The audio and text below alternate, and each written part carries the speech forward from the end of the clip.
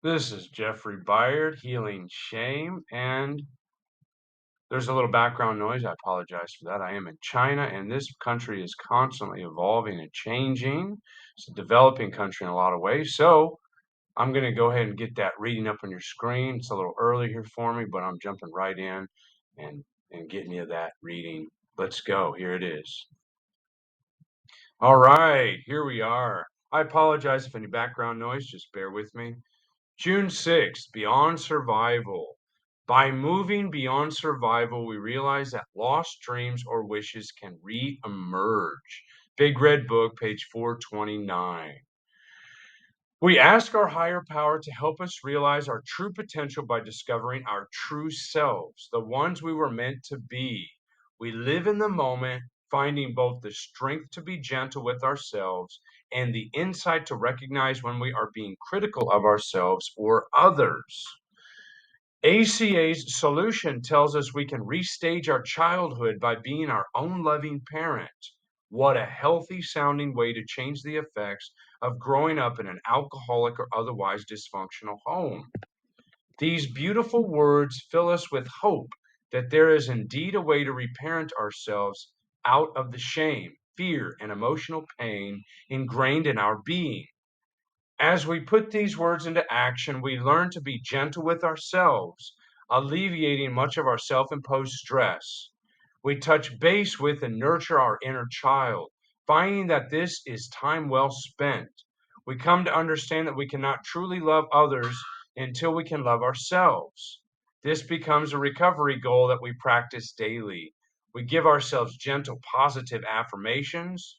We know the seed of love was planted in our souls by our higher power, and our true selves will allow that love to grow and flourish. And here's our little mantra. On this day, I will connect with my inner child to recapture a positive memory or dream and live it as an adult. However small this dream or memory seems, I recognize its impact on making me a new person.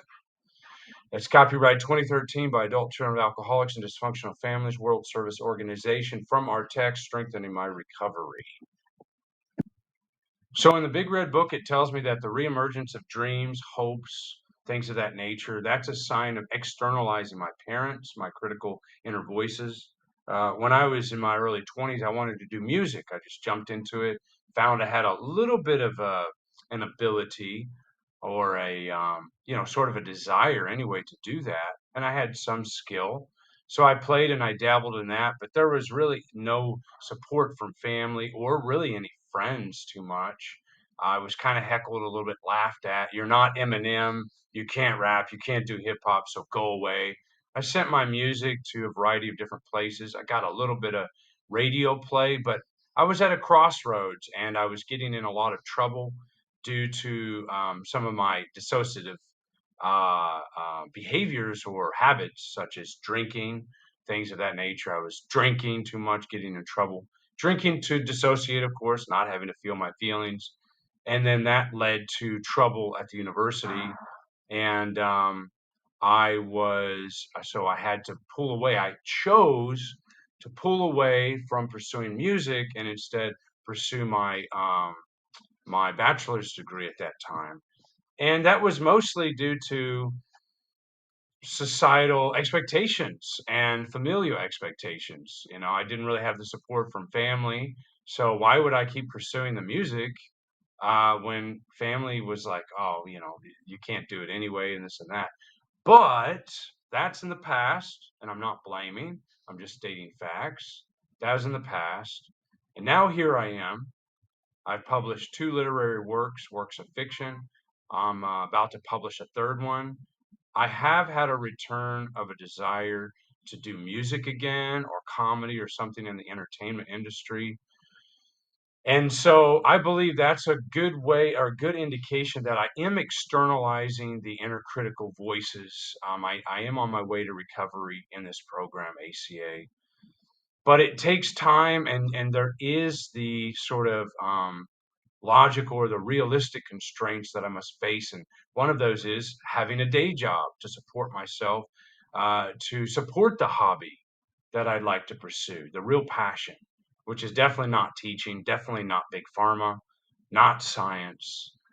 It's something creative and allows me to use my imagination. I remember also back in the day, I remember the battle between my younger brother and my mom, my mother and my grandmother, but my mom especially. She was pushing him to do psychology at the time. He didn't like a math class, and he was like, "This isn't me." And he pursued art, and he stuck with that. And that's very admirable that he did. I don't know why I was so easily impressionable or influenced, I should say, by my family to pursue science. But once I started pursuing science, I was like, I can't come out of this. I have to stay the course.